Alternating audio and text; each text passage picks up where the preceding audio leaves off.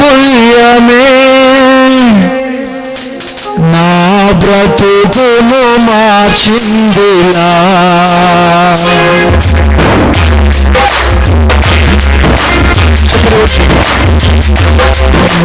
కృపా బాహుల్యమే నా బ్రతుకును మార్చిందిలా. నేనేమై ఉన్నానో అది నీ కృప వలనేనయ్యా.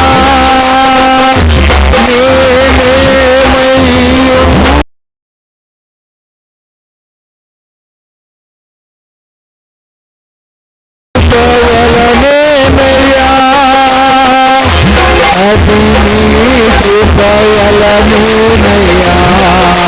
నీ కృప బాహుల్యమే నా బ్రతుకును మార్చిందిలా.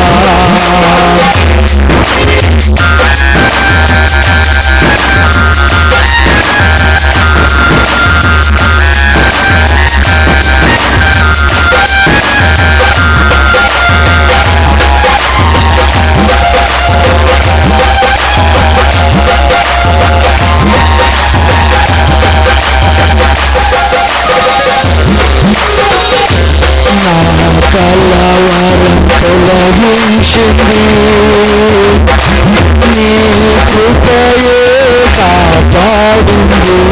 నా కలవరం తొలగించింది నీ కృపయే కాపాడింది. నీ సహాయ స్థితిలో బలపరచింది నీ అనాది సంకల్పమే. నీ సహాయ స్థితిలో బలపరచింది నీ అనాది సంకల్పమే.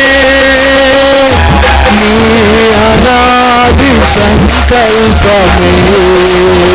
నీ కృపా బాహుల్యమే నా బ్రతుకును మార్చిందిలా. నీ కృపా బాహుల్యమే నా బ్రతుకును మార్చిందిలా. నేనేమై ఉన్నానో అది నీ కృప వలనేనయ్యా. నేనేమై ఉన్నానో అది నీ కృప వలనేనయ్యా. అది నీ కృప వలనేనయ్యా. నీ కృప బాహుల్యమే నా బ్రతుకును మార్చిందిలా. నీ కృప బాహుల్యమే నా బ్రతుకును మార్చిందిలా. స్తోత్రములు కలుగునుగాక. చిన్న ప్రార్థన చేసుకుందాం. ప్రేమగల తండ్రి, పరిశుద్ధాత్ముడవైన దేవ, నీ సేవకునిగా నన్ను మీరు బలపరిచి ఈ ప్రాంతానికి కూడి వచ్చిన ప్రజలకు ఏ వర్తమానము కావాలో ఆ వర్తమానము చేత మీరు మాట్లాడి మహిమను పొందుమని యేసుక్రీస్తు వారి పుణ్యనామములో ప్రార్థన చేసి అడిగి వేడుకొనుచున్నాను తండ్రి, ఆమేన్. దేవుని పరిశుద్ధ నామానికి సమస్త మహిమ ఘనత కీర్తి ప్రభావాలు కలుగునుగాక. హల్లెలూయా, హల్లెలూయా. చాలా సంతోషం. అన్నగారు ఏసన్న గారు మాకు గత 20 సంవత్సరాలుగా మాకు మంచి పరిచయసులు. ముందుగా మేము మాది ప్యాలకుర్తి, తెలుసా మీకు ఎవరికైనా? మాది ప్యాలకుర్తి.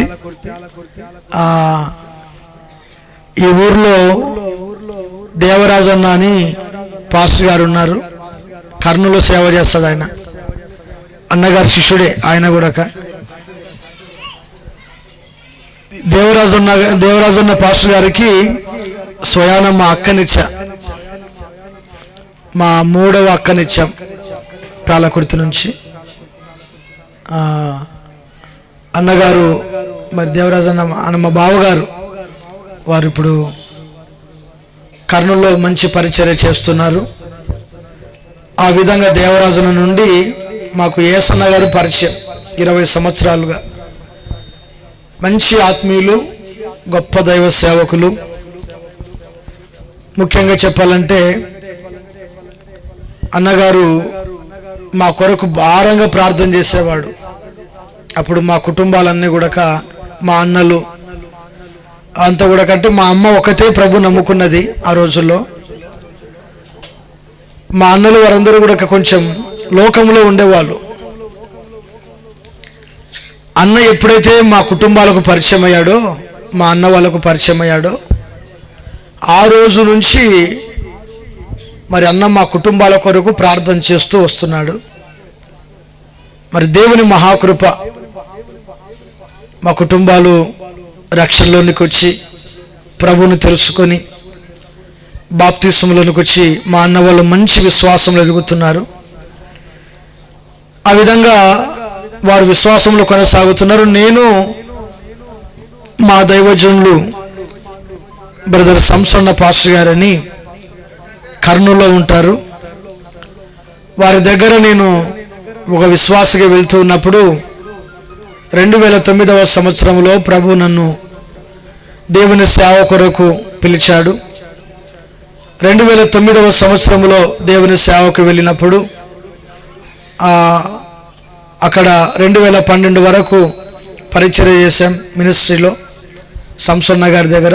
ఆ తర్వాత సేవకులు వీకార్ సెక్షన్ కాలనీ ప్రాంతం, అన్నగారు వీకార్ సెక్షన్ కాలనీ ప్రాంతంలో ఆ చివరిలో పై భాగంలో ఉంటారు. ఈ మధ్య భాగంలో వీకార్ సెక్షన్ కాలనీ ఉల్చాల్ రోడ్లో మధ్య భాగంలో మేము ఉంటాం. మా చర్చ్ ఉంటుంది అక్కడ. 8 మందితో ప్రారంభించబడిన పరిచర్య సేవకులందరి ప్రార్థన సహకారం వలన ఈరోజు 5.5 సెంట్లలో మరి స్థలము తీసుకోవడం, 3 సెంట్లలో మందిరము కట్టించి అక్కడ సంఘ పరిచర్య చేస్తూ 120 మందికి పైగా విశ్వాసులు కలిగి ఆయా ప్రాంతాలు దేవుని సువార్తను ప్రకటిస్తూ పరిచర్యలో కొనసాగుతూ ఉన్న దేవునికి స్తోత్రం కలుగునుగాక. మరి అన్నగారు, తమ్ముడు నువ్వు పోలికలకు రా అని అడిగాడు. అన్న మొన్ననే కదా పెట్టినావని అంటే, అది 3 భాగాలు విడగొట్టాలి పోలికల్ని. ఆ ప్రాంతంలో అంటే ఈ ప్రాంతం ఈ చివరి నుంచి ఆ చివరి వరకు 3 భాగాలు విడగొట్టాలి. చాలా పెద్ద ఊరు, నిన్ను ఒక భాగానికి వేసుకుంటే నువ్వు రా అన్నాడు. సరే అని చెప్పేసి అన్న ప్రేమ, ఎందుకంటే చిన్నప్పటి నుంచి మమ్మల్ని ఎంతో ప్రేమించేవాళ్ళు కనుక వారి ప్రేమను బట్టి ఇక్కడికి రావడం జరిగింది. దేవునికి స్తోత్రం కలుగునుగాక. మరి ఈ ప్రాంతానికి నేను అంటే సువార్తపరంగా ఎన్నోసార్లు బంధురీతిగా వచ్చి వెళ్తూ ఉండేవాడిని, కానీ ఆ సువార్త కొరకు రావడం మాత్రం ఇది మొదటిసారి. మరి అన్నగారు నన్ను వాడుకోవడం అనేది దేవునికి మహిమ. దేవునికి స్తోత్రం కలుగునుగాక. మీరు గత 2 రోజులుగా ఎంతో చక్కని శ్రేష్టమైన వర్తమానాలు సేవకుల ద్వారా, సేవకునుల ద్వారా మీరు వింటూ ఆత్మీయంగా బలపడుతూ వచ్చారు. నేను వారి పాదధూళి కూడా సమానంగాను, నేను కానీ నా పరిచర్య కానీ. మరి వారంత గొప్ప సేవకులు. వారి దగ్గర వారి ఎదుట నేను నిలబడి వాక్యం చెప్పాలంటే కొంచెం ధైర్యం చాలదు ఎంతైనా కానీ. దేవునికి స్తోత్రం కలుగునుగాక. ఏది ఏమైనా ప్రభు నడిపింపే. దేవుని స్తోత్రం కలుగునుగాక. మంచిది ప్రభు బిడ్డరా, దేవుని వాక్యంలోనికి వెళ్దాం. ఈ రోజుల్లో మానవుని జీవితానికి కావలసినటువంటి సమస్తము కూడా దేవుడు ఎంతో ఒక ఉన్నతమైనటువంటి కృపతో, దేదీప్యమైనటువంటి ఆశీర్వాదాలతో మానవునికి అనుగ్రహిస్తూ ప్రతి ఈవిని సంపూర్ణమైనటువంటి ఆశీర్వాదముతో మానవునికి నింపి ఆ వ్యక్తిని తృప్తిపరుస్తూ ఉన్నాడు. అయితే ప్రభు బిడ్డరా, దేవుని వాక్యములో మానవునికి మానవుడు దేవుని యొక్క రాజ్యాన్ని చేరుకోవడానికి ప్రభువును కలుసుకోవడానికి ఒకటి ప్రాముఖ్యముగా ఒకటి ఉన్నది. దేవుని చేరుకోవడానికి, దేవుని కలుసుకోవడానికి, దేవుని సన్నిధిలో ఇప్పుడు ఎల్లప్పుడూ యుగ యుగాలు మనము ఆయనతో పాటు ఉండడానికి మనకు కావలసినటువంటి ఆశీర్వాదము, పరిశుద్ధత చాలా ప్రాముఖ్యమైంది. అందుకని ఈరోజు నేను ఈ పూట మీకు పరిశుద్ధత గురించి కొన్ని సంగతులు చెప్పి ముగించి వెళ్ళాలని తీర్మానం చేసుకొని ఇక్కడ రావడం జరిగింది. దేవుని వాక్యములో నుండి నిర్గమకాండము 15వ అధ్యాయము. బైబిల్ అటువంటి వారందరూ కూడా గమనించాల్సినటువంటి మాటలు. నిర్గమకాండము 15వ అధ్యాయము 11వ వచనాన్ని జ్ఞాపకం చేసుకుందాం. యెహోవా వెల్పులలో నీ వంటి వాడు ఎవడు? పరిశుద్ధతను బట్టి నీవు మహానీయుడవు, స్తుతి కీర్తనను బట్టి పూజ్యుడవు, అద్భుతములు చేయువాడవు, నీ వంటి వాడు ఎవడు? గట్టిగా చప్పట్లు కొట్టి ప్రభుని స్తుతిద్దామా? క్రీస్తునందు ప్రియ దేవుని ప్రజలారా, దేవుని వాక్యములో రాయబడినటువంటి సంగతి ఏమిటంటే, యెహోవా వెలుపులలో నీ వంటి వాడు ఎవడు? పరిశుద్ధతను బట్టి నీవు మహనీయుడవు, స్తుతి కీర్తనను బట్టి పూజ్యుడవు, అద్భుతములు చేయు దేవుడవు. ఇక్కడ పరిశుద్ధతను బట్టి నీవు మహనీయుడవు. మనము ఆరాధించేటువంటి మన దేవుడు ఎవరు అంటే పరిశుద్ధుడు. అందరూ సరిగా చెప్పాలి. ఎవరంట మన దేవుడు? ఎవరంట ఆయన? ఆయనలో క్రామ, క్రోధ, లోభ, మత మత్సర్యములు లేని మహనీయుడు, పరిశుద్ధుడు. ఆయనలో ఏమాత్రమును పాపము అనేది కొంచెము కూడా లేదు. యేసుక్రీస్తు ప్రభువారు 2025 సంవత్సరాల క్రిందట ఈ లోకంలో తాను మానవుడిగా జీవించేటువంటి దినాల్లో యేసు ప్రభువారి లోకానికి ఒక సవాలు విసిరాడు. నాలో ఏ పాపమైనా ఉన్నదని మీరు రుజువు పరచగలరా అని ప్రశ్నించి అడిగాడు. కానీ ఆయనలో ఏ తప్పును, ఏ పాపమును ఆయనలో కనబడదు. ఆయనలో ఉన్నదంతా కూడా పరిశుద్ధత. ఏముందంట ఆయనలో? చెప్ప ఏముందంట ఆయనలో? పరిశుద్ధత.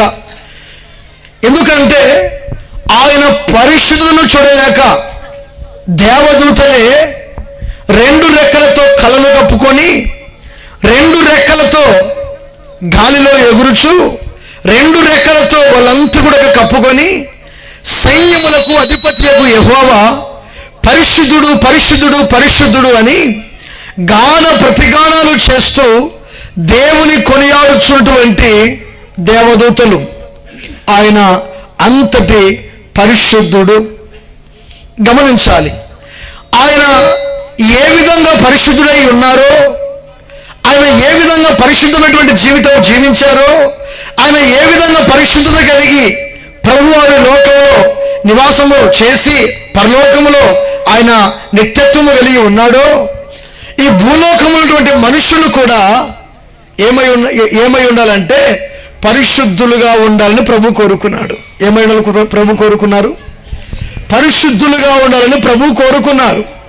ఎందుకు పరిశుద్ధులుగా ఉండాలని ప్రభు కోరుకున్నారంటే, పరిశుద్ధులకు మాత్రమే పరలోక రాజ్యము ఎవరికి దొరుకుతుందంట? చెప్ప ఎవరికి దొరుకుతుందంట?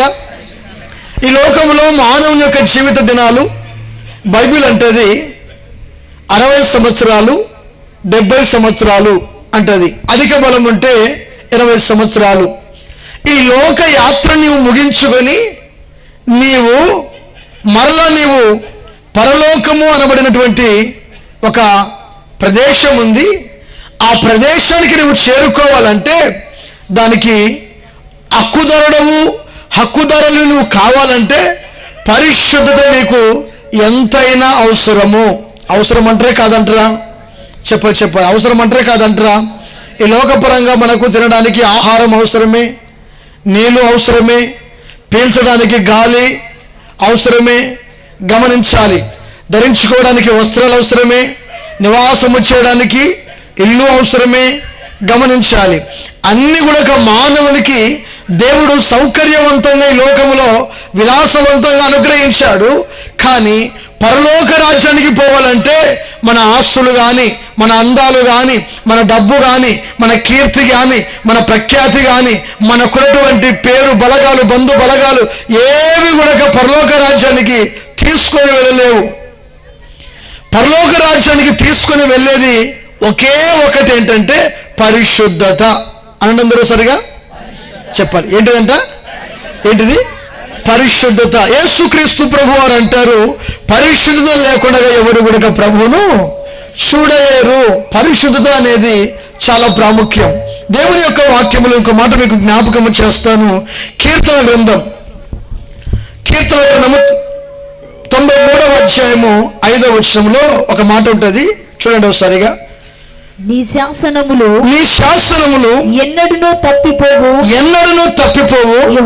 యెహోవా ఎన్నటెన్నటికి, చూడండి, యెహోవా ఎన్నటెన్నటికి పరిశుద్ధతయే నీ మందిరమునకు అనుకూలము. దేవుని స్తోత్రం కలుగును గాక. చేతులు పైగా చెప్పిన మంచిగా సరిగా హల్లెలూయా. ఎన్నటెన్నటికి పరిశుద్ధతయే నీ మందిరమునకు అనుకూలము. ఎన్నటెన్నటికి పరిశుద్ధతయే నీ మందిరానికి అనుకూలము. ఒకటి, మనము దేవుని ఆరాధించడానికి వెళ్తున్నటువంటి ఒక మందిరము.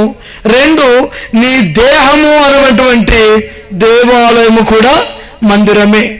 గమనించాలి. నీ దేహం అనేటువంటి ఈ దేవాలయం ఉంది కదా, ఈ మందిరం ఉంది కదా, ఈ మందిరానికి అనుకూలత ఏదైనా ఉన్నదంటే పరిశుద్ధత. అర్థమవుతుందా మీకు? చెప్పాలి. ఏంటిదంట? ఏది అనుకూలము? పరిశుద్ధతయే మందిరానికి అనుకూలము. రైట్, మంచిది. ఈ పరిశుద్ధత మానవునికి కావాలంటే మొదటిగా మీకు చెప్పేటువంటి మాట, కొన్ని మాటలు మీకు చెప్తాను. ఈ పరిశుద్ధతకు కొన్ని క్వాలిటీలు, అవి ఎలా వస్తాయి, ఏ విధంగా వస్తాయని చెప్పి నేను ముగించేస్తా. దేవుని యొక్క వాక్యములో పరిశుద్ధతకు క్రైస్తవునికి కావాల్సినటువంటి మొట్టమొదటి ఏంటంటే కన్నీటి ప్రార్థన. ఏంటిదంటారండి? ఏంటిది? కన్నీటి ప్రార్థన. ఈ కన్నీటి ప్రార్థన ఎవరి జీవితంలోనైతే ఉంటుందో, ఎవరి బ్రతుకులోనైతే ఉంటుందో వారికి దేవుడు పరిశుద్ధతను అనుగ్రహిస్తాడు. కన్నీరు ఎవరో బాధ పెడితే వచ్చేటువంటి కన్నీరు కాదు. నీ భర్త కొట్టినప్పుడో, నిన్ను ఎవరో కొట్టినప్పుడో నీకు వచ్చేటువంటి ఏడుపు కాదు. అంతరంగములో నుండి, హృదయములో నుండి తన్నుకొని వచ్చేటువంటి ఒక దుఃఖం, తెలియని దుఃఖం, పశ్చాత్తాపం. దేవుని ఎదుట నీవు నిలబడినప్పుడు, నీ దోషమును బట్టి నీవు గుండెలు బాదుకున్నప్పుడు, ఇద్దరు వ్యక్తులు ఉన్నారు కదా. ఒక వ్యక్తి దేవాలయంలోనికి వెళ్ళి ప్రగల్భాలు పలికి ప్రార్థన చేసుకొని వచ్చాడు. ఇంకో వ్యక్తి బయట నిలబడి, మందిరం బయట నిలబడి దొమ్మలు బాదుకుంటూ ఆకాశం వైపు కన్నతనికి ధైర్యము చాలక తలదించుకొని, అయ్యా నేను పాపిని ప్రభువా, నన్ను కరుణించండి ప్రభువా అని కన్నీరు కాచి ప్రభు సన్నిధిలో ఆ మాట చెప్పి వెళ్ళిపోయాడు. నన్ను కరుణించండి, పాపిని కరుణించండి ప్రభు అని పలికి వెళ్ళిపోయాడు. ఆ మాట ప్రభు దృష్టికి అనుకూలముగా ఉంది కనుక ప్రభు ఏం చేశాడంటే, ఇదిగో ముందు చేసిన వ్యక్తి ప్రార్థన కంటే ఇతడు చేసినటువంటి ప్రార్థన చాలా అనుకూలమైనది గనుక ఇతడు నీతిమంతుడై తన ఇంటికి వెళ్ళిపోయానని రాయబడింది. గట్టిగా చప్పట్లు కొట్టి ప్రభుని స్తుతిద్దాం. క్రీస్తునందు ప్రియ దేవుని ప్రజలారా, ఈ కన్నీటి ప్రార్థన ఏం చేస్తుందంటే హృదయ శుద్ధిని చేస్తుంది. దేం చేస్తుంది? దేం చేస్తుంది? హృదయ శుద్ధిని కన్నీటి ప్రార్థన హృదయ శుద్ధిని చేస్తుంది. బైబిల్ గ్రంథంలో హిజ్కియా ఉన్నాడు. ఎవరండి? బాగా వినాలి. ఈ హిజ్కియా అనేటువంటి మంచి రాజు, యూదులకు ఇతడు రాజు. ఇతడు పరిపాలించేటువంటి తన పరిపాలన దినములన్నిటి కూడా దేవునికి నమ్మకంగా యథార్థముగా ఉన్నాడు. అయితే ఆయనకు మరణకాలము సమీపమైనదని సేవకునికి దేవుడు వర్తమానం ఇచ్చాడు. ఆ సేవకుడు ఆ వార్తను తీసుకొని ఇక హిజ్కియా అనేటువంటి రాజుగారి యొక్క అంతఃపురములోనికి వెళ్ళి రాజుగారి గదిలో అతడు రాజుగారు ఉంటే రాజుగారి దగ్గరికి వెళ్ళి, ఇదిగో రాజా, నీవు మరణమవుతున్నావు, నీ ఇల్లు చక్కబెట్టుకో అన్నాడు. నీవు మరణమవుతున్నావు, నీ ఇల్లు చక్కబెట్టుకో అన్నాడు. ఈ మాట చెప్పిన వెంటనే అతని మనసులో, అతని హృదయములో తెలియని ఒక వేదన, తెలియని ఒక దుఃఖము. ఆయన కన్నీరు కార్చేటప్పుడు, ఏడ్చేటప్పుడు బంధువుని పిలిచి ఏడవలేదు. డాక్టర్లు గనక ఒకవేళ వచ్చే వారం కల్లా నీ క్యాన్సర్ ముదిరిపోయిందమ్మా, నువ్వు చనిపోతావు, ఇంకో వారము 10 రోజుల్లో నువ్వు చనిపోతావు, లేక పురుషునితోనూ స్త్రీతోనూ చెప్తే, పురుషునితో చెప్పేసరికల్లా పురుషుడు ఏం చేస్తాడంటే భార్యను పిలిచి భార్యతో చెప్తాడు, నాకు క్యాన్సర్ ఉందంట, ఇంకో వారం 10 రోజులు చనిపోతానంట.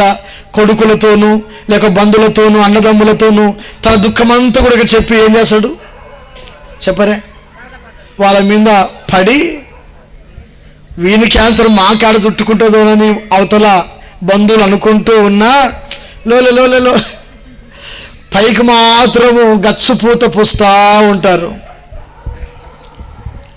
పైకి మాత్రం గచ్చుపూత పూస్తూ ఉంటారు. ఏడ్చొద్దు ఏం కాదులే అంటారు.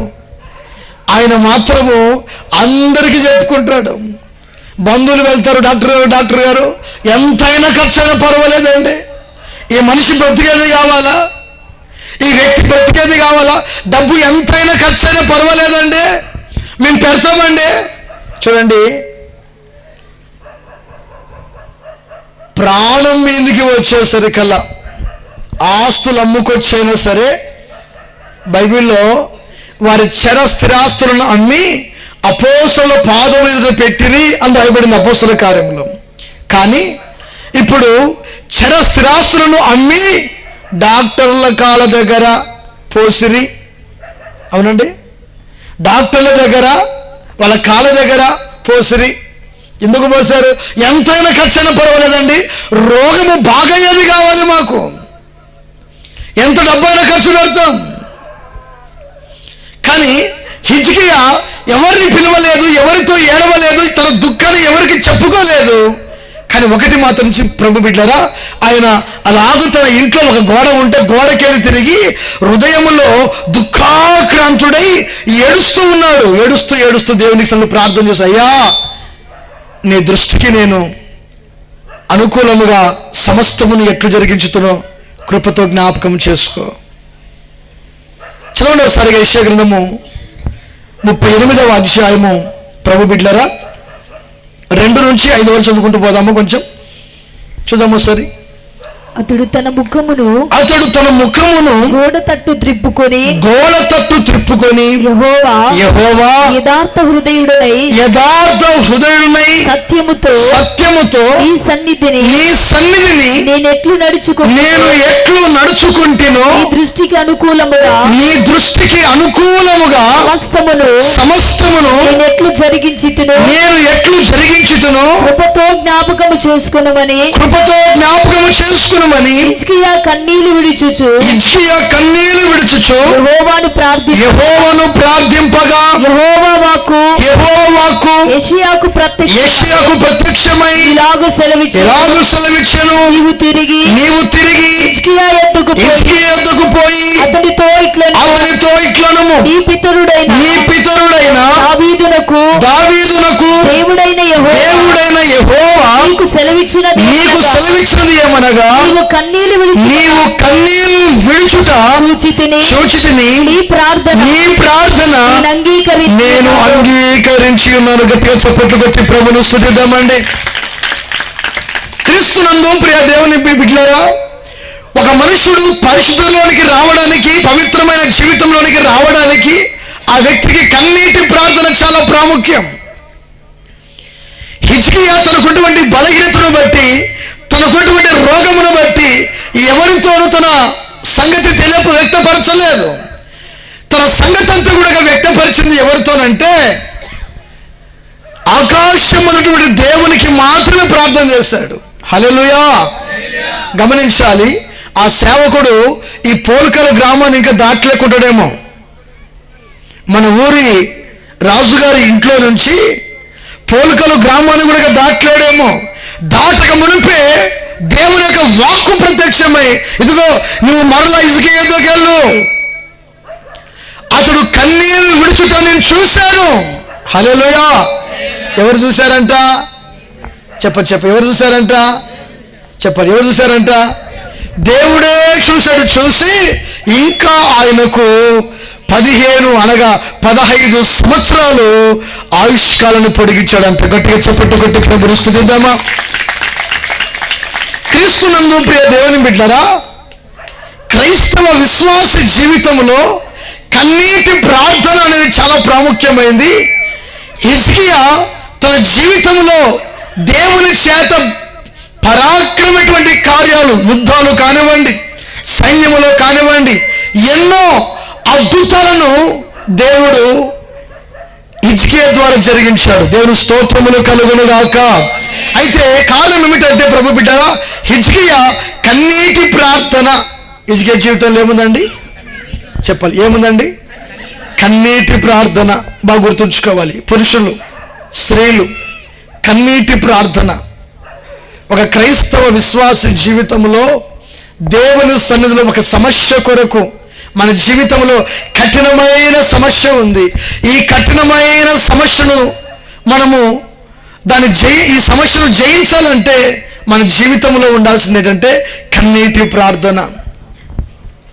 ఈ కన్నీటి ప్రార్థన ఏం చేస్తుందంటే కఠినమైనటువంటి కార్యాలు, ఎంతో బలమైనటువంటి మొండి కార్యాలను కూడా దేవుడు ఈ కన్నీటి ప్రార్థన ద్వారా మనకు విజయాన్ని ప్రసాదిస్తాడు. దేవుని స్తోత్రం కలుగునుగాక.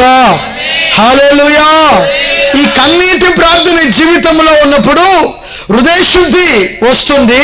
తర్వాత భక్తి మీలో పెరుగుతుంది. ఏం పెరుగుతుంది? హిజ్కియా జీవితంలో భక్తి పెరిగినట్లా తగ్గినట్లా? చెప్పాలి.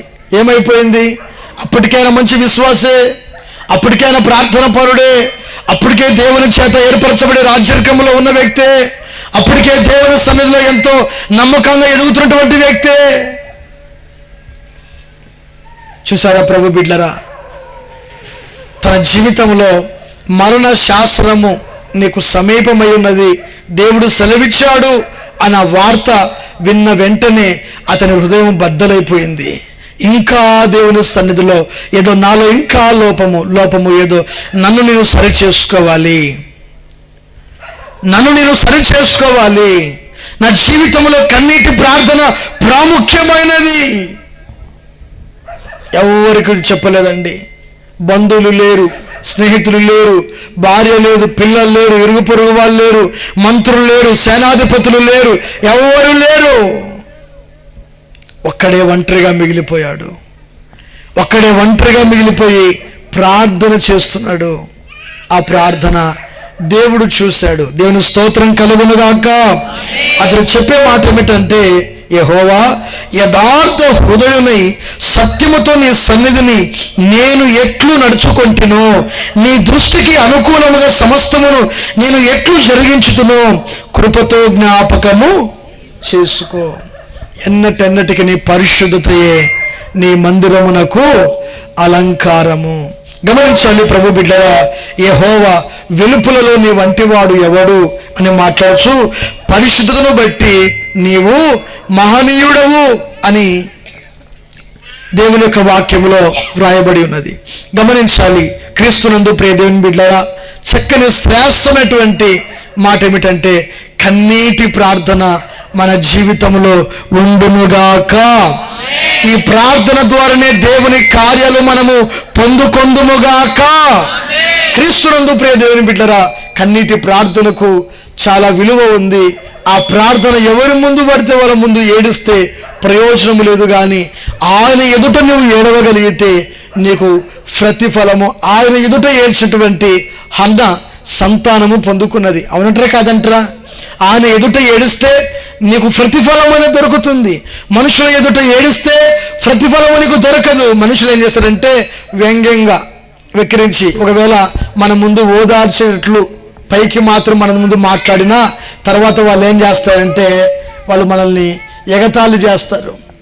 మనం బయటికి పోయిన తర్వాత మనల్ని వాళ్ళు ఏం చేస్తారంటే చూసాంలేండి, వీడికి బాగా తిక్క కుదిరింది, బాగా జరిగింది, ఈమెకి ఇట్టనే కావాలా, సామాన్యాలు కాదమ్మో ఆ అక్కమ్మో, ఈమె సామాన్యాలు కాదు, బాగా జరిగింది, తిక్క కుదిరింది, ఇట్లే జరగాలి అని ఓదార్చినట్లు ఓదారుస్తారు. మరలా మనల్ని వాళ్ళు ఏం చేస్తారు? ప్రచారం చేసి మనల్ని దెప్పి పుడుస్తారు. అవునంటారా కాదంటారా? దేవునికి స్తోత్రములు కలుగునుగాక. హల్లెలూయా. రెండోదిగా ఏమిటంటే పరిశుద్ధలోనికి రావడానికి ఒకటి కన్నీటి ప్రార్థన, రెండోది నీటి బాప్తిస్మం. ఏముందండి చెప్పాలి, ఏంటిదండి? నీటి బాప్తిస్మం. ఇక్కడ ఉన్న వాళ్ళందరూ బహుశా అందరూ బాప్తిస్మాలు తీసుకున్న వారే. అవునంటారా కాదంటారా? పలకరే, తీసుకున్నారా? బాప్తిసం లేని వాళ్ళు చేతులు ఎత్తండి. అమ్మో, దేవుని స్తోత్రం కలుగును గాక. ఒక మాట నేను మీకు చెప్తానండి, బాప్తిసం అనేది చాలా విలువైనది. ఈ బాప్తిస్మము యేసుక్రీస్తు ప్రభువారే పొందుకున్నారు. ఈ బాప్తిస్మం ఏంటంటే మార్కు సువార్త 16వ అధ్యాయము 15-16 వచనాల్లో యేసు ప్రభువారు చక్కని శ్రేష్టమైనటువంటి మాట చెప్పిన మాట ఏమిటంటే చూద్దాం ఒకసారిగా. మరియు మీరు సర్వలోకమునకు వెళ్ళి సర్వ సృష్టికి సువార్తను ప్రకటించుడి. నమ్మి బాప్తిసం పొందినవాడు రక్షింపబడును, నమ్మని వానికి శిక్ష విధింపబడును. ఇక్కడ ఆగుదామండి. నమ్మి బాప్తిసం పొందినవాడు రక్షింపబడతాడు. పరిశుద్ధమైనటువంటి జీవితానికి ఒకటి కన్నీటి ప్రార్థన, రెండోది నీటి బాప్తిస్మము. బాప్తిస్మము తీసుకున్న నీవు ఒక పరిశుద్ధమైన జీవితము జీవించాలి. బాప్తిస్మము తీసుకునలేని నీవు బాప్తిస్మానికి నువ్వు సిద్ధపడి త్వరగా, వాక్యం అంటది ఇప్పుడే మిక్కిలి అనుకూలమైన సమయం. ఐథియోపియా దేశంలో మంత్రి గారి దగ్గర పనిచేసేటువంటి ఒక ఖజానాదారుడు, ట్రెజరర్, తాను యెరూషలేము నుండి దేవుని ఆరాధించి తాను మరలా ఐథియోపియా దేశానికి తాను బయలుదేరి వెళ్తా ఉంటే అతడు యెషయా గ్రంథము తీసుకొని చదువుకుంటూ వెళ్తున్నాడు. చదివేటువంటి ఆ గ్రంథం యొక్క భావము అర్థము కాక ఆయన ఉన్నాడు. ఇంతలో పరిశుద్ధాత్ముడు ఫిలిప్పును కొనిపోయి ఆ రథము వెంట పరిగెత్తుకొని వెళ్ళి ఫిలిప్పు ఏం చెప్పిన మాట ఏమిటంటే, ఇదిగో అయ్యా నువ్వు చదువుతున్నది నీకు అర్థమవుతుందా అంటే, అయ్య బాబు దాని గురించి నాకు ఎవరైనా వివరిస్తే చదివేది, సరే నువ్వు ఎక్కువ నా రథం ఎక్కువ, నాతో పాటు ఎక్కువ, దాని వివరణ నాకు చెప్పు అంటే వెళ్ళేటువంటి ఆ రథాన్ని అతడు కలుసుకొని ఆ రథం ఎక్కి అతని పక్కన కూర్చొని ఆ గ్రంథాన్ని చదివి యేసుక్రీస్తును గురించినటువంటి వార్త అందులో రాయబడినదని దాన్ని తెలియపరిచి అక్కడ చెప్పేటువంటి మాట ఏమిటంటే, ఆ ఐథియోపియా దేశం నుండి వచ్చేటువంటి ఈ ట్రెజరర్, ఈ ఖజానాదారుడు ఏం చేశాడంటే, అయ్యా ఇక్కడ నీళ్ళు ఉన్నాయి కదా, నేను బాప్తిస్మం తీసుకుంటా, నాకు ఇబ్బంది ఏమి లేదు, మీకు ఏమైనా అభ్యంతరమా? నాకేం అభ్యంతరం లేదు. అర్ధరాత్రి అడిగినా కానీ బాప్తిస్మాలు ఇచ్చేటువంటి ప్రభు కోరుకున్న మాట ఏమిటంటే, ఒక మనుష్యుడు నీటి మూలముగాను ఒక మనుష్యుడు ఆత్మ మూలముగాను జన్మిస్తేనే తప్ప పరలోక రాజ్యంలో చేరరు అని కొర్రెలతో ప్రభువారు యోహాను సువార్త 3వ అధ్యాయంలో మాట్లాడతారు. గమనించేటువంటి మాట ఏమిటంటే బాప్తిస్మము లేకుండా పరిశుద్ధమైనటువంటి జీవితాన్ని ప్రారంభించడం చాలా కష్టం. అందుకని బాప్తిస్మం, ఇప్పుడు అన్నగారు ఉన్నారు, యేసన్న గారు, గ్రామాలు మండలాలు, ఆయన జిల్లాలు తిరిగి దేవుని సువార్తను ఆయన ఎందుకు ప్రకటిస్తున్నాడంటే, నా వంతుగా నేను సువార్తను ప్రకటించి కొందరినైనా కానీ అగ్ని కొలిమిలో నుండి లాగినట్లుగా కొందరైనా కానీ నిన్ను లాగి ప్రభు దగ్గర నిలబెట్టాలనేదే ఆయన తాపత్రయత. గట్టిగా చప్పట్లు కొట్టి ప్రభుని స్తుతిద్దామా? ఇక్కడ సేవకులు ఉన్నారు, వీరందరి యొక్క తాపత్రయత ఏంటంటే కొందరైనా కానీ రక్షించాలి. వింటున్నారా? కొందరినైనా కానీ నరకము నుండి తప్పించాలి, రక్షించాలి అటువంటి ధోరణి కలిగి వారు ప్రయాణము చేస్తున్నారు. నిద్రాహారులు మానుకుంటున్నారు, టయానికి తిండి ఉండదు. గమనించాలి, సేవకులకు ఆరోగ్యము, శరీరము సహకరించకపోయినా, బలహీనతలోనైనా కానీ, అనారోగ్యముతో ఉన్నా కానీ దేవుని సువార్త జరగాలి అనేటువంటి ఒక తపన సేవకుని గుండెలో, హృదయంలో ఆ భారము ఉంటుంది కనుక తను ఎన్నో గ్రామాలకు, ఎన్నో జిల్లాలకు, గమనించాలి ప్రభు బిడ్డరా, వారు ప్రయాణము చేసి అలసిపోయిన వారై అయినా ఊరుకుంటారా? లేదు. మరలా యాకోజామున 4 గంటలకే లేచి మరలా స్తోత్ర ప్రార్థనలు, మరలా సంఘపు కార్యక్రమాలు, మరలా పరిచర్య, మరలా సిద్ధపాటుకు ఎక్కడికి వెళ్ళాలి. గమనించాలి, సువార్తను ప్రకటించి కొందరికైనా బాప్తిస్మము ఇవ్వాలి. ప్రభువు ఒక సేవకునికి ఒక ఆజ్ఞ జారీ చేశాడు. ఏంటంటే సర్వలోకానికి వెళ్ళి సర్వ సృష్టికి సువార్తను ప్రకటించండి, నమ్మి బాప్తిసం పొందినవాడు రక్షింపబడతాడు. గమనించాలి, నమ్మని వానికి మాత్రము, ఇప్పుడు బాప్తిస్మం లేని వారు ఉన్నారు కదా, నమ్మని వానికి అంటే యేసుక్రీస్తు ప్రభు వారిని నమ్మక బాప్తిస్ము తీసుకునక నువ్వు అలాగే మిగిలిపోతే, కొంతమందిని చూస్తుంటాం, చర్చికి వెళ్తారు, పరిచయం చేస్తుంటారు, ఏళ్ళు అవుతుంది, 10 ఏళ్ళు, 5 ఏళ్ళు, 7 ఏళ్ళు, 15 ఏళ్ళు. ఏమయ్యా నువ్వు బాప్తిసం తీసుకోవచ్చుగా, ఏమా నువ్వు బాప్తిసం తీసుకోవచ్చుగా, ఇప్పుడు కాదులేండి తర్వాత తీసుకుంటాం కానీ, కానీ ఉన్నారంటారా లేదంటారా? చెప్పాలి. చర్చికి సహవాసంలో ఉండబట్టి మళ్ళీ దశంభాగాలు తీస్తాడు, కానుకలు ఇస్తాడు. పాస్టర్ గారు ఎక్కడ సభలంటే అక్కడికి పరిగెత్తుతూ ఉంటాడు, బైబిల్ కొంచెం మోస్తాడు, బైక్ పెడతాడు. మరలా ఏముండదు, ఆయనకు ఏముండదు. ఏరబ్బాయి నువ్వు బాప్తిసం తీసుకున్నావు అంటే, ఇప్పుడు ఎందుకంటే నేను ఎందుకు వచ్చాను, నేను దేవుడు నా హృదయాన్ని ప్రేరేపించినప్పుడు నేను తీసుకుంటున్నానండి. ఎందుకంటే వాని హృదయం ఎప్పటికీ ప్రేరేపించబడదు, గుర్తుంచుకోండి. వాని హృదయం ప్రేరేపించబడదు, ఆ వ్యక్తి బాప్తిస్మములోనికి రాలేడు. దేవుని వాక్యం అంటది, పేతురు గారు అంటారు అపోస్తల కార్యం 2వ అధ్యాయంలో, మూర్ఖులకు ఈ తరము వారికి మీరు వేరే రక్షణ పొందండి. మూర్ఖులకు ఈ తరము వారికి మీరు వేరే రక్షణ పొందండి. పేతురు గారి ఒక్క ప్రసంగానికి 3000 మంది బాప్తిసం తీసుకున్నారంట. ఆ రోజు కొట్టు చప్పట్లు గట్టిగా దేవునికి స్తోత్రములు కలుగునుగాక. ఆ బాప్తిసం ఏంటంటే నమ్మి తీసుకున్నారు, నమ్మక కాదు. కొంతమంది ఏంటంటే వాళ్ళు తీసుకుంటున్నారు, నేను కూడా ఏం చేస్తున్నారు, వాళ్ళు తీసుకుంటున్నారు, ఏదో అంటారు కదా, పులిని చూసి నక్క వాత పెట్టుకున్నట్లు మన వాళ్ళు పెట్టుకుంటారు. ఒక ఊర్లో సుమారు 18 బాప్తిస్మాలు ఇచ్చాం. ఈ 18 బాప్తిస్మాలు ఇచ్చిన తర్వాత జరిగినటువంటి వింత ఏమిటంటే ప్రభు బిడ్డరా, దాంట్లో ఉపవాసం ఉండి సిద్ధపాటు కలిగి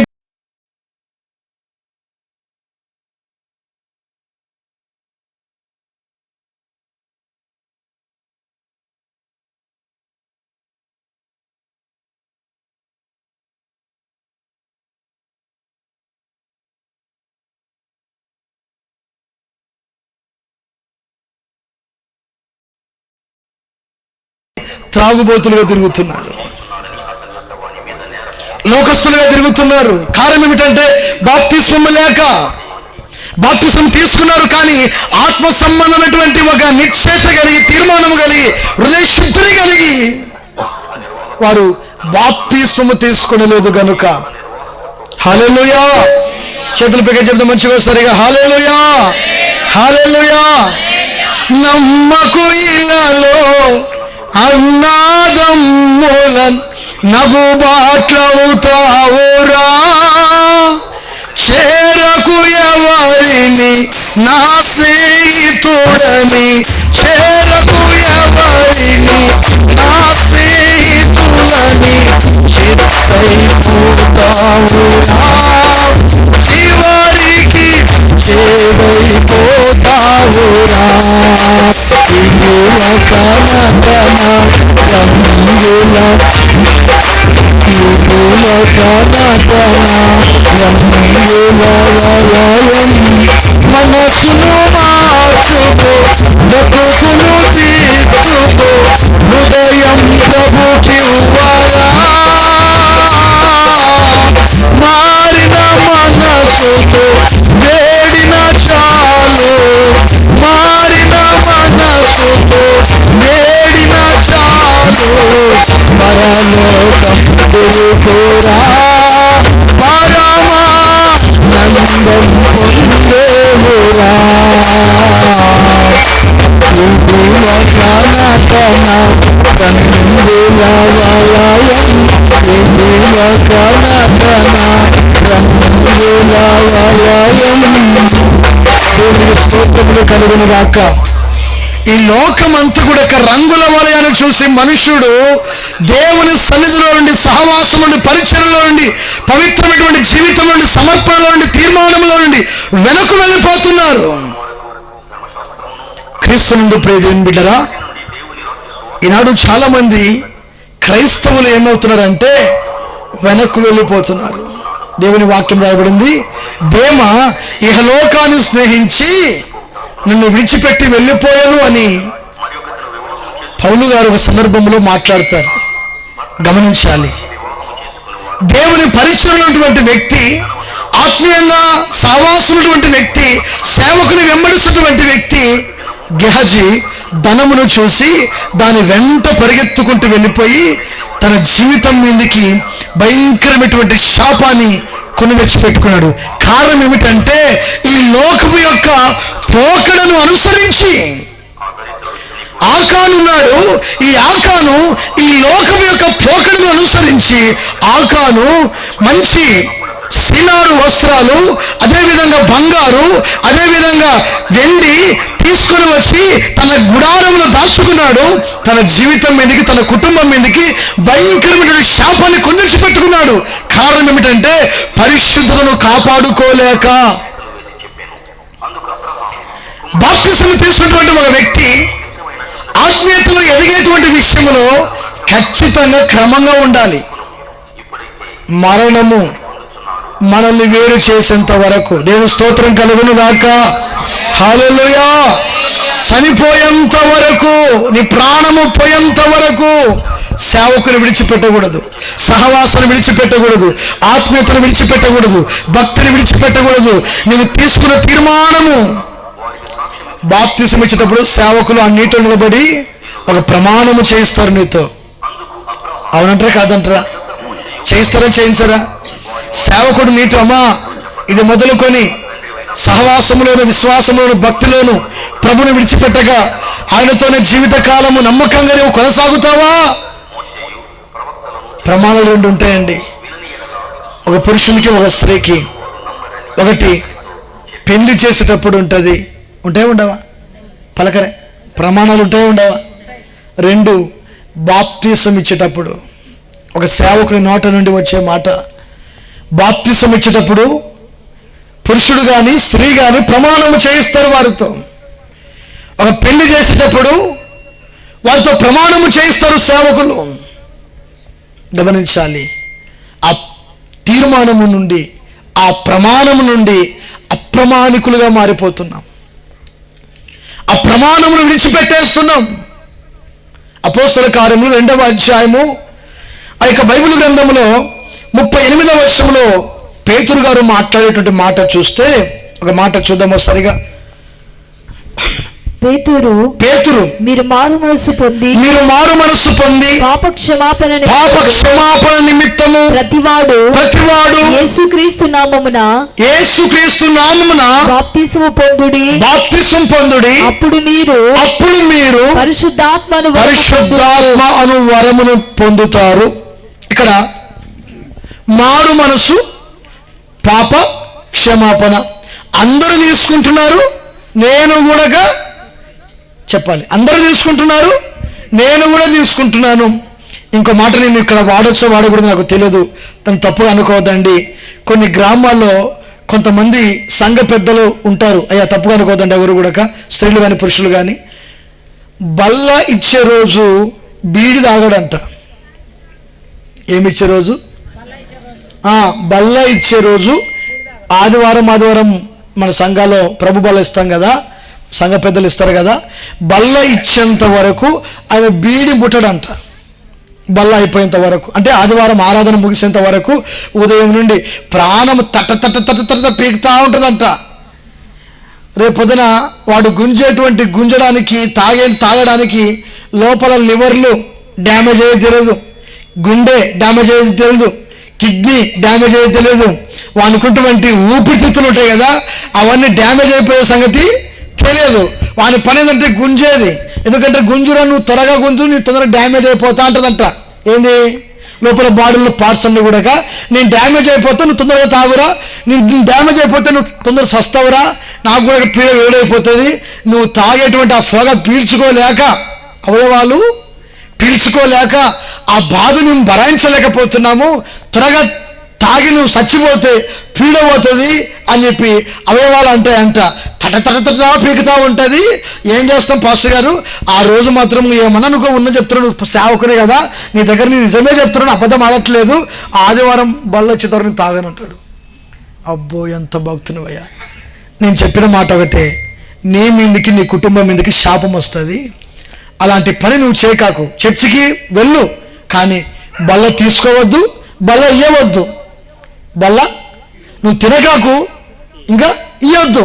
చర్చికి వెళ్ళు నీ మనసు మారేంత వరకు, వినలేదు. తనకిచ్చినటువంటి గడువు 1 సంవత్సరము. ఆ సంవత్సరము కొరకు తను ప్రయాసపడ్డాడు, ఆయన పరిచయం ధర్మం అనుకున్నాడు, చేశాడు. చివరికి షుగర్ వ్యాధి వచ్చిందండి. ఏ వ్యాధి వచ్చింది? షుగర్ వ్యాధి వచ్చింది. డాక్టర్లు అంటున్నారు, నువ్వు తాగితే ఇది 2 తాగినావు అనుకో తొందరగా పోతావు చూడు అని చెప్పేసి అన్నారంట. వయసు పెద్దది ఏం లేదు, మహా అంటే 35-32 సంవత్సరాలు. అరే నీకు చెప్పాను కదా నేను, దేవుని కోపము, దేవుని ఉగ్రత, బల్ల ఎవరు పడితే వారు ఇచ్చేది కాదు. ప్రభు శరీరము, ప్రభు యొక్క రక్తము పుచ్చుకోవాలంటే నీ ఇష్టానుసారంగా తిరిగి, నీ ఇష్టానుసారంగా నువ్వు జీవించి, ఇదిగో నీ ఇష్టానుసారంగా నువ్వు బ్రతికి బల్ల నువ్వు ఇచ్చిన ఎడలా, పుచ్చుకునే ఎడలా, అది నీ మీదకి, నీ కుటుంబం మీదకి భయంకరమైనటువంటి తెగుళ్ళు. క్రీస్తునందు ప్రియమైన బిడ్డరా, మనకు తెలియదు, ఇప్పటికి బాగానే ఉంటాం, తర్వాత సంగతే భయంకరమైనది. కనుక బాప్టిజం తీసుకున్న వ్యక్తి మొదటిగా ఏం చేయాలంటే, అక్కడ పేతురు పిలిచినటువంటి పిలుపు చదువుతున్న మాటను మరొకసారి చదవండి. మీరు మారు మనసు పొందాలి, రెండోది పాప క్షమాపణ పొందాలి. చూడండి, మారు మనసు, పాప క్షమాపణ రెండింటిని పొందిన తర్వాత యేసుక్రీస్తు నామములో నీవు బాప్తిజం తీసుకోవాలి. బాప్తిజం తీసుకున్న నీవు పరిశుద్ధాత్మటువంటి వరమును పొందుకుంటావు అంటున్నారు. దేవుని స్తోత్రం కలుగును గాక. గమనించండి, పరిశుద్ధమైనటువంటి జీవితంలోనికి పరిశుద్ధత కలిగి జీవించాలంటే ఆ వ్యక్తికి రెండవది ఏంటంటే బాప్తిస్మము. చెప్పాలి ఏంటిదండి? బాప్తిస్మము. బాప్తిస్మం అయిన తర్వాత వాక్యముతో కడగబడాలి. దేంతో కడగబడాలి? ఇప్పుడు విశ్వాసి జీవితం ఎప్పుడు ప్రారంభమవుతుంది? బాప్తిజం తీసుకున్నాకనే కదా ప్రారంభమయ్యేది. ఈ ప్రారంభమైన తర్వాత వాక్యముతో కడగబడాలి. దేంతో కడగబడాలి? దేంతో కడగబడాలి? వాక్యముతో. దేవుని యొక్క వాక్యములో చూద్దాము సరిగా. ఎఫెసీయులకు రాసిన పత్రిక, ఎఫెసీయులకు రాసిన పత్రిక 5వ అధ్యాయము 27వ వచనం. 5:27. అటువలే క్రీస్తు కూడా సంఘమును ప్రేమించి అది కలంకమైనను ముడతైనను అట్టిది మరి ఏదైనను లేక పరిశుద్ధమైనది గాను, చూడండి గమనించాలి, పరిశుద్ధమైనది గాను, నిర్దోషమైనది గాను, మహిమగల సంఘము గాను ఆయన తన ఎదుట దానిని నిలువబెట్టుకొనవలెనని వాక్యముతో ఉదక స్నానము చేత, చూడండి, వాక్యముతో ఉదక స్నానము చేత దానిని పవిత్రపరచి పరిశుద్ధపరచుటకై దాని కొరకు తన్ను తాను యేసుక్రీస్తు ప్రభువారు తన్ను తాను అప్పగించుకొని ఆ కలువరి తన ప్రాణము ద్వారా మోసడంత గట్టిగా చప్పట్లు కొట్టి ప్రభువును స్తుతిద్దామా. దేవునికి మహిమ కలుగునుగాక. దేవుని వాక్యమైనటువంటి ఉదక స్నానము చేత దేవుని సంఘాన్ని పరిశుద్ధపరిచాడు. దేవుని నిలబెట్టాలనేదే తన కోరిక. దాని కొరకు ఆయన ప్రాణం పెట్టాడు. హల్లెలూయా. ఈ ప్రాణం పెట్టినటువంటి క్రీస్తుని బట్టి నువ్వు అతిశయపడి దేవుని వాక్యముతో నువ్వు కడగబడాలి. హల్లెలూయా. రోజు వాక్యం వినాలి, రోజు వాక్యం చదవాలి, రోజు వాక్యము వినాలి, రోజు వాక్యాన్ని నెమరు వేసుకోవాలి. మన ప్రాంతంలో గేదెలు, ఎడ్లు, గొర్రెలు మేత వేసిన తర్వాత ఇంటికి వచ్చి నెమరు వేస్తాయి వేవా? చెప్పాలి. నెమరు వేస్తాయి వేవా? అవి తిన్నదాని పొట్టలోకి వెళ్ళిపోయిన దాన్ని అనుకుంటే నాకు తెలియదు కానీ చెప్తాను, అది నెమరు వేస్తూ ఉంటుంది. క్రైస్తవ విశ్వాసి సభలలో, సంఘములో, టీవీలో, రేడియోలో చదివిన వాక్యాన్ని మీరు పని చేస్తున్నా, తిరుగులాడుతున్నా వాక్యమును నెమరు వేసుకోవాలి. ఈ వాక్యము మనం ఎలా ఉంటామంటే, త్రోపక్కబడిన విత్తనాలు ఉంటాయి కదా, తెలుసా మీకు? ఏమో చితకపోతాయంట చెప్పరే.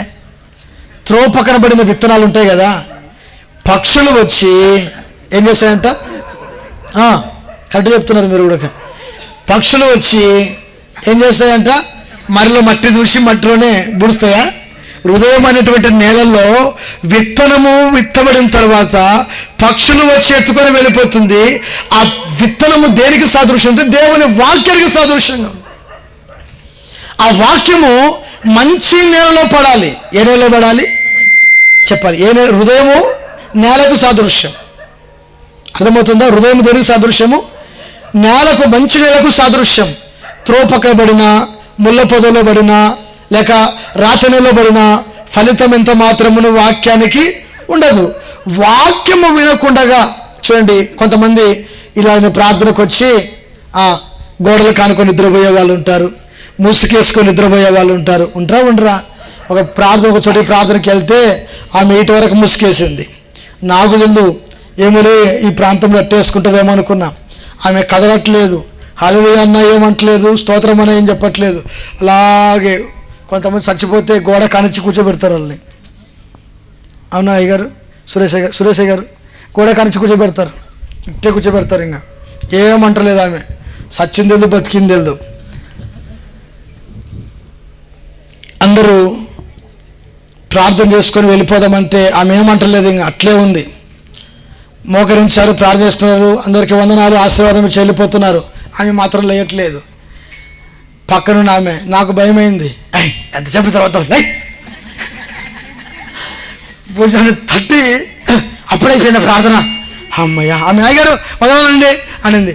అమ్మో తల్లి, సచ్చింది తెలుదు, బ్రతికింది తెలుదు. వాక్యం విన్నావమ్మా అంటే, బల చెప్పినావు అయ్యారు, సూపర్, నీ లెక్క మా ఊర్లో ఎవరు చెప్పరు అసలుకి.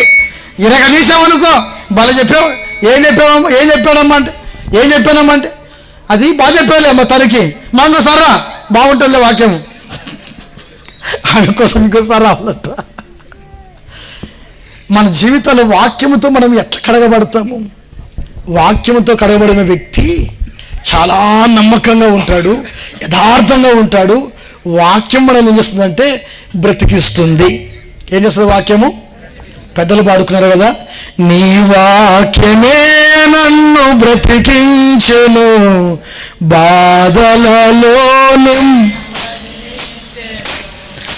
కృపాశక్తి దయాశక్తి సంపూర్ణుడా వాక్యమే యేసు వందనమయ్యా కృపాశక్తి దయాశక్తి సంపూర్ణుడా వాక్యమే యేసు వందనం నీ వాక్యమే నన్ను బ్రతికించెను బాధలలో నెమ్మదినిచ్చెను. వాక్యము బ్రతికిస్తుంది, వాక్యము నడిపిస్తుంది, వాక్యము నెమ్మదినిస్తుందండి. అందుకని వాక్యముతో నువ్వు కడగబడాలి. హల్లెలూయా. దేంతో నువ్వు కడగబడాలి? సబ్బు వేసుకొని పైకి ఎంత రుద్దుకున్నా. చూడండి, ఒక ఆమె ఇట్లా ఉంటుంది, తప్పుగా అనుకోవద్దండి, మా సిస్టరే ఇట్లే ఉంటుంది. ఆమె గనక స్నానానికి పోయిందనుకో సగం ట్యాంక్ కాలవుతుంది. సబ్బు రుద్దుతా ఉంటే అది ఏమవుతుంటే ఒక అర్ధ గంటకు తెల్లగా మారిపోతుంది. తెలుసా మీకు? అరే నిజమే కదా. పిల్లలకు 2-3 పిల్లలకు స్నానం చేయించామనుకోండి, ఆ పిల్లలకు స్నానం చేయించినప్పుడు ఆ సబ్బు ఏమవుతుంది, చేతుల మీద పేరుకుంటుందా. నాకు 3 పిల్లలు, అందుకే చెప్తున్నా. నా పిల్లకు నేను అప్పుడప్పుడు స్నానం చేపిస్తా, నాకు అనుకూలమైనప్పుడు. చిన్న పిల్లలు స్నానం చేపిస్తా. నాకు 2 పాపలు బాబు. వాళ్ళకి స్నానం చేయించిన తర్వాత చేయి చూసుకుంటే తెల్లగా ఉంటుంది. ఆ సిస్టర్ని చూసినా కానీ ఆమె తెల్లగానే ఉంటుంది. సరిగ్గా 40 నిమిషాలు 50 నిమిషాలు పోతుంది. అక్క ఇంత టైం స్పెండ్ చేస్తే ప్రార్థనకు టైం అవుతుంది కదా, నీ తర్వాత మరలా మన పిల్లలు ఉన్నారు, మేము పోసుకోవాల్సి ఉంటుంది, కష్టం కదక్క అంటే ఆమె అంటుంది, నేను పోయింది ఇప్పుడే జస్ట్ 10 నిమిషాలు అయిందన్నా, అంతే, ఎంతసేపు కాలేదన్నా అంటది. ఎంత రుద్దినా ఫలితము లేదు. ఒకటి గమనించాలి, అంటే చేసుకోవాలి, శుభ్రంగా ఉండాలి, మంచిదే, నేను కాదనట్లేదు. వాక్యము చేత ఉదక స్నానము ఏమై ఉండాలంట? ఉదక స్నానము. ఈ ఉదక స్నానమును బట్టి మనుష్యుడు శుద్ధి చేయబడతాడు. కొట్టు చప్పట్లు గట్టిగా దేవునికి స్తోత్రములు కలుగునుగాక. హల్లెలూయా. ఈ ఉదక స్నానాన్ని బట్టే అడుగులు అనగా నడక, ప్రవర్తన, జీవితం అంతా కూడా బాగుపడుతుంది. 119వ కీర్తన 133వ వచనం చూద్దాము సరిగా. 119, 133 కీర్తన గ్రంథం. నీ వాక్యమును బట్టి నా అడుగులు స్థిరపరచుము. ఏ పాపమును నన్ను ఏలనీయకుము. చూడండి, వాక్యములో ఉన్న ఒక వ్యక్తి తీర్మానం ఏంటంటే, నీ వాక్యమును బట్టి నా అడుగులు స్థిరపరచుము అన్నాడు. దేవుని స్తోత్రం కలుగునుగాక. మొదటిగా నేను పరిశుద్ధతలోనికి రావడానికి కన్నీటి ప్రార్థన ఏం చెప్పాను మీకు. రెండోది నీటి బాప్తిసం. మూడోది వాక్యముతో కడగబడాలి. మరొకసారి చెప్తున్నాను, గుర్తుంచుకోండి. పరిశుద్ధలోనికి రావడానికి, పవిత్రమైన జీవితంలోనికి రావడానికి ఒకటి కన్నీటి ప్రార్థన, రెండోది నీటి బాప్తిస్మము, మూడోది అమ్మ వింటున్నారా తల్లి, ముగిస్తాను నేను ఇంకో మాట చెప్పి. ఏంటిది? వాక్యము చేత కడగబడాలి. వాక్యము చేత నువ్వు కడగబడితే నీ జీవితం అంతా కూడా మార్చబడుతుంది. హల్లెలూయా. నీ అడుగులు స్థిరపరచబడతాయి. నీ వాక్యమును బట్టి నా అడుగులు స్థిరపరచుము. ఏ పాపము నన్ను ఏలనీయకుము అంటాడు. వాక్యాన్ని బట్టి ఒక క్రైస్తవ విశ్వాసి సంఘములో స్థిరముగా ఉంటాడు. కొట్ట చప్పట్లు గట్టిగా. వాక్యాన్ని బట్టి, వాక్యం మీద శ్రద్ధ పెట్టాలి. కొంతమందికి అన్నిటికాడ సమయం ఉంటుంది, ప్రార్థన కాడ, వాక్యము కాడ సమయం. ఒక అర్ధ గంట వాక్యం కనుక పాస్టర్ గారు ఎక్కువ చెప్పారనుకోండి, అందుకే నేను చర్చికి రానని చెప్పేది. వద్దొద్దన్న కానీ తిప్పన కాడికి, ఏసన కాడికి తీసుకొని వస్తారు నన్ను. వద్దొద్దన్న కానీ ఏసన కాడికి తీసుకొస్తారు. అందుకే అన్నగారు ఇంతసేపు చెప్తారు అనేది. అంటే వాక్యము చేత నువ్వు కడగబడలేకపోతున్నావు. మీకు అర్థమవుతుందా? ఎక్కడికి రావాలి? చెప్పాలి. ఎక్కడికి రావాలి? వాక్యము చేత నీవు కడగబడాలి. కడగబడాలంటే సహవాసములో, ప్రార్థనలో నమ్మకంగా నీవు ఉన్నప్పుడు వాక్యానికి నువ్వు పెద్ద పీట వేయాలి. దేవుని స్తోత్రం కలుగునుగాక. హల్లెలూయా. వాక్యానికి నువ్వు పెద్ద పీట వేసినప్పుడు ఆ వాక్యం నిన్ను బ్రతికిస్తుంది. నీ జీవితాన్ని అంటే ప్రభు చేతిలో నీవు ప్రభుకు అప్పగించుకున్నప్పుడు ప్రభువు నిన్ను ఎలా నడిపించాలో ఆ విధంగా ప్రభు నడిపిస్తాడు. కనుక 3 మాట వాక్యముతో కడగబడుట. 4వది ఏంటంటే అగ్నితో కాల్చబడాలి. దేంతో కాల్చబడాలి చెప్పచ్చు? దేంతో కాల్చబడాలి? అగ్నితో కాల్చబడాలి. గమనించాలి. మీరు అనుకున్నారు మాంసంని కాల్చినట్టు కాలుస్తారా పాస్టర్ గారు అనుకున్నారు. చెప్తున్నా, అగ్ని అనగా దేవుని వాక్యమే. ఏంటిదండి అది? చెప్పాలి. నా వాక్యము అగ్ని వంటిది కాదా, బండను బద్దలు చేయు సుత్తె వంటిది కాదా అన్నాడు. వాక్యము అగ్ని, వాక్యమే అగ్ని.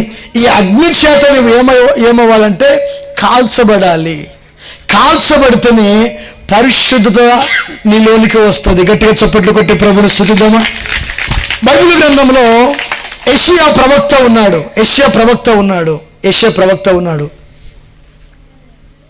సురేష్ అన్న మై కావాలన్నా? ఒక 10 నిమిషాలు ముగిస్తున్నా. తప్పుగా అనుకోదమ్మా, ముగిస్తున్నా 10 నిమిషాలు. అగ్ని చేత ఆ వ్యక్తి కాల్చబడాలి. కాల్చబడినట్టున్నప్పుడు పవిత్రమైన జీవితంలోనికి వస్తాడు. యెషయా ప్రవక్త ఉన్నాడు. ఆయన ఒక దర్శనము చూస్తాడు. ఆ దర్శనంలో మీకు ముందుకు జ్ఞాపకం చేశా. 2 రెక్కలతో దేవతలు ఏం చేస్తారంట? శరాపులు ఏం చేస్తారంట? వారు వాళ్ళంతా కప్పుకున్న 2 రెక్కలతో కళ్ళు కప్పుకున్న 2 రెక్కలతో గాలిలో ఎగురుచు సైన్యములకు అధిపతియగు యెహోవా పరిశుద్ధుడు పరిశుద్ధుడు అని వారు గాన ప్రతిగానాలు చేస్తున్నారంట. గమనించాలి. అప్పుడు ఆయన అంటాడు, ప్రవక్త అంటాడు, అయ్యో అపవిత్రమైన ప్రజలు గలవాడను, అపవిత్రమైన జనుల మధ్య నేను నివాసము చేయుచున్నాను. నిన్ను రాజును సైన్యములకు అధిపతియగు యెహోవాను కన్నులారా చూసేనే అని ఆయన బాధపడిపోతూ ఏమవుతుందో నాలో, నాకు ఏం జరుగుతుందో అని కలవరపడిపోతూ ఉంటే అప్పుడంట ప్రభు బిడ్డలారా, శరాపులలో ఒకరు పటికరతో బలిపీఠమైనటువంటి అగ్ని నిప్పును తీసుకొని వచ్చి ఆ నిప్పు అగ్నిని ఆయన నాలుకకు తగిలిస్తాడంట. ఎవరి నాలుకకు? ప్రవక్త నాలుకకు తగిలించేసరికల్లా ఆయన ఏమైపోతాడంటే పరిశుద్ధపరచబడతాడంట. నీ పాపానికి ప్రాయశ్చిత్తము జరిగింది, నీవు పరిశుద్ధపరచబడ్డావు. చదవండి సరిగా మాటను. యెషయా గ్రంథం 6వ అధ్యాయము 6-7 వచనాలు చదువుకుందాము. అప్పుడు ఆ శరాపులలో ఒకరు తాను బలిపీఠం మీద నుండి కారుతో తీసినటువంటి నిప్పును చేత పట్టుకొని నా యొద్దకు ఎగిరి వచ్చి నా నోటికి దాన్ని తగిలించి ఇది నీ పెదవులకు తగిలెను గనుక నీ పాపమునకు ప్రాయశ్చిత్తమాయను నీ దోషము తొలగిపోయెను. గట్టిగా చప్పట్లు కొట్టి ప్రభుని స్తుతిద్దామండి. దేవునికి స్తోత్రములు కలుగునుగాక. పాపానికి ప్రాయశ్చిత్తము జరిగింది. నీవు పరిశుద్ధమైనావు. ఇదిగో నీ పాపాలు తొలగిపోయినాయి. కారణం ఏమిటంటే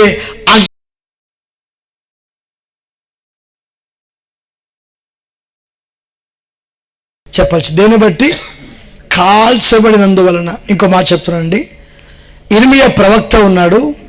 ఇర్మియా ప్రవక్త నోట దేవుడు తన మాటలను అగ్నిగా ఉంచాడంట. ఎవరి నోట?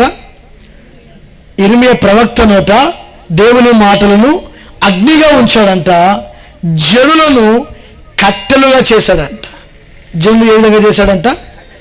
చదవండి సరిగా. ఇర్మియా రాసినటువంటి గ్రంథము 5వ అధ్యాయము రండి. ఇర్మియా గ్రంథము 5వ అధ్యాయము 14వ వచనం చదవండి సరిగా. కావున సైన్యములకు అధిపతియగు దేవుడనగు యెహోవా ఇలాగు సెలవిచ్చుచున్నాడు. వారు ఈ మాటలు పలికినందున నా వాక్యములు వారిని కాల్చునట్లు. చూసారా? వాక్యం అంట వారిని కాల్చునట్లు నీ నోట వాటిని అగ్నిగాను ఈ జనమును కట్టెలుగాను నేను చేసేదను. గట్టిగా చప్పట్లు కొట్టి ప్రభువును స్తుతిద్దామండి. దేవునికి స్తోత్రములు కలుగునుగాక. హల్లెలూయా, హల్లెలూయా. చూడండి, దేవుని సేవకుని నోట అగ్ని ఉంచాడంట, జనులను కట్టెలుగా చేశాడంట. వారిని నోటి మాటలు, నా మాటలు అవి ఏం చేస్తాయంటే వారిని కాల్చివేస్తుంది. కాల్చివేస్తే ఏమవుతుందంటే అపవిత్రత అంతా కూడా చెప్పాలి, అపవిత్రత అంతా కూడా తొలగిపోతుంది. నీవు పరిశుద్ధపరచబడతావు, పాపానికి ప్రాయశ్చిత్తము జరుగుతుంది. గనుక పరిశుద్ధత లేకుండా ఎవరు కూడా ప్రభువును చూడలేరు అని దేవుని వాక్యంలో రాయబడింది. గనుక పరిశుద్ధత అన్నందరూ సరిగా ఏంటిదండి? పరిశుద్ధత. ఈ పరిశుద్ధమైనటువంటి జీవితము నీ బ్రతుకులో ఉండాలంటే ఒకటి కన్నీటి ప్రార్థన ఉండాలి, రెండోది నీటి బాప్తిసం ఉండాలి, వాక్యముతో కడగబడాలి, అగ్ని చేత నీవు కాల్చబడాలి. ఈ విధముగా ఉన్నప్పుడు నీ జీవితము ఆనందదాయకముగా ఉంటుంది, ఆశీర్వాదకరంగా ఉంటుందని దేవుని వాక్యం సెలవిస్తుంది. దేవుడు తన పరిశుద్ధ మాటలు దీవించును గాక. ఆమేన్. అందరం లేచి